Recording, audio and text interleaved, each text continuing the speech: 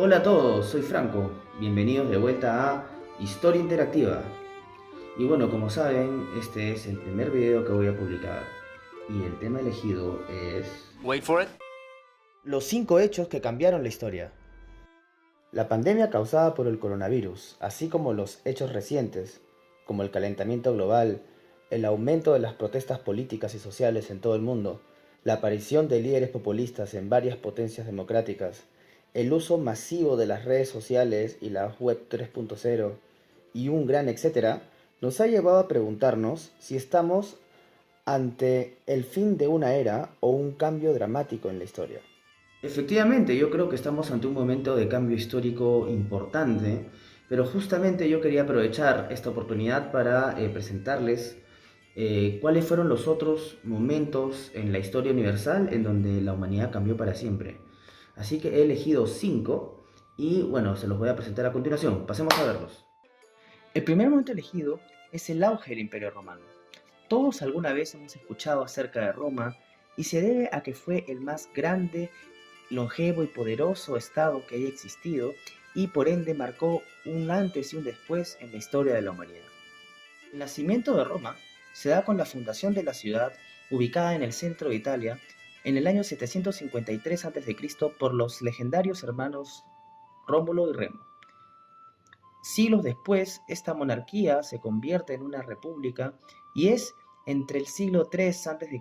y el 1 después de Cristo que Roma alcanza su máxima expansión, habiendo derrotado a poderosos estados e imperios de la época como Cartago, Macedonia, Grecia y Egipto, expandiéndose así por todo el Mediterráneo y también por gran parte de lo que hoy se conoce como Europa Occidental y el Medio Oriente.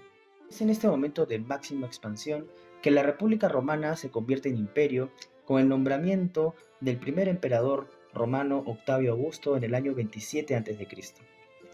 Es así que el Imperio Romano se mantiene vivo por más de 500 años, controlando gran parte de lo que hoy se conoce como Europa, Medio Oriente y el norte de África, y llevando a todos estos rincones una mezcla de tradiciones filosóficas griegas, jurídicas romanas y del cristianismo, que a partir del año 380 después de Cristo se volvió en la religión oficial del Imperio Romano.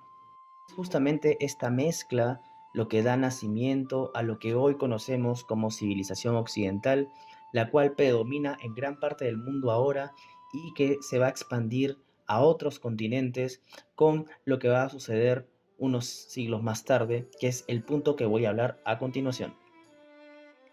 El segundo momento del que voy a hablar es lo que se conoce como la era del descubrimiento. Un par de siglos después de la caída del Imperio Romano en el año 476 d.C., aparece en la península de Arabia una nueva religión liderada por el profeta Mahoma. Esta religión rápidamente se convierte en un movimiento bélico, político, que lleva a la conquista de una gran parte del territorio de lo que hoy se conoce como Medio Oriente y del norte de África, arrebatándosela a lo que en esa época era el Imperio Romano de Oriente o el Imperio Bizantino, heredero del antiguo Imperio Romano.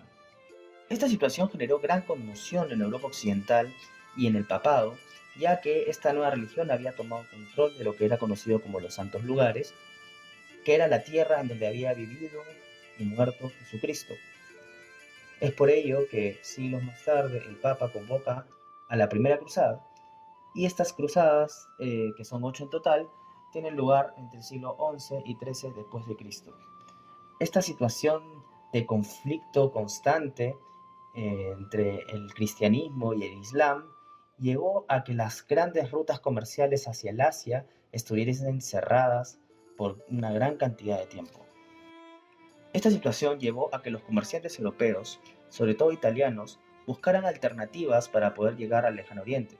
El primero en hacerlo fue el conocido Marco Polo, que en el año 1271 se embarcó en un viaje a través de la Ruta de la Seda y atravesar el Asia Central hasta la China.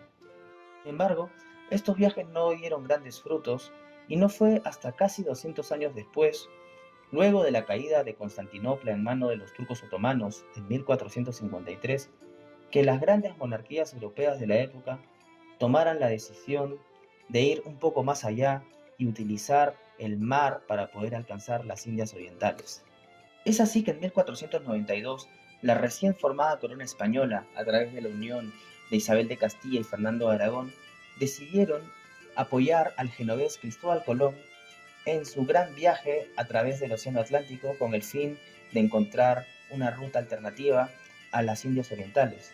Lo que nadie sabía es que esa aventura iba a llevar a Cristóbal Colón a las islas ubicadas en el Caribe y a lo que se conocería como el descubrimiento de América. Años más tarde, la corona portuguesa, que no se quería quedar atrás, encargó al navegante Vasco da Gama que intentara alcanzar las Indias a través del África. Es así que este se embarca en 1497 en un viaje que lo lleva por las costas africanas hasta el Cabo de Buena Esperanza, alcanzando la India en 1498. Estos viajes llegaron a su máxima expresión con la expedición liderada por Hernando de Magallanes y Sebastián Elcano, quienes partirían del puerto de Sevilla en 1519, dirigiéndose por la costa atlántica de América del Sur y descubriendo lo que hoy se conoce como el Estrecho de Magallanes, pasando luego al Océano Pacífico, cruzándolo y llegando a las Filipinas. En esta isla, Hernando de Magallanes fallecería, pero Sebastián Elcano continuaría con la expedición, llegando al Cabo de Buena Esperanza y finalmente al puerto español de Sanlúcar de Barrameda en 1522. Estos viajes relatados son solo un breve resumen de la gran cantidad de expediciones realizadas por navegantes españoles, portugueses y luego también franceses, ingleses y holandeses a través del siglo XVI, XVII y XVIII que llevaron al descubrimiento de todo el globo terráqueo. Lo más importante de estos viajes de descubrimiento es que llevó al encuentro de civilizaciones, y es así que los europeos tomaron contacto con las poblaciones prehispánicas de América del Sur y Mesoamérica, las poblaciones nativas de América del Norte, las tribus del África y las grandes monarquías que dominaban el lejano Oriente y la India en esa época. No obstante, estos hechos no se dieron sin conquista, violencia, explotación y esclavitud, hechos por supuesto repudiables, pero que en consecuencia trajeron fenómenos como el mestizaje y el multiculturalismo, que es lo que nos rige hoy en día. Bueno, sorry solucionarlos, si es que estaban esperando cuáles eran los otros tres que iban a venir. Pero bueno, tampoco quería que este video sea tan largo, que nos hagan recordar esas odiosas clases de historia en el cole. Pero no se preocupen porque en el siguiente video se los voy a comentar. Pero igual aprovechen, dejen sus comentarios y digan cuáles son los tres otros momentos históricos que creen que yo voy a elegir o cuáles son para ustedes los correctos. Comenten también sobre los dos primeros, si están de acuerdo, no están de acuerdo o de repente agreguen alguna idea más. De hecho, una vez que ya mencioné los 5 hechos históricos en el subsiguiente video, voy a hablar del primer hecho y me voy a dedicar a explicarlo, a explicar las razones por las cuales creo que es un momento importante en la historia y también los detalles alrededor de esta.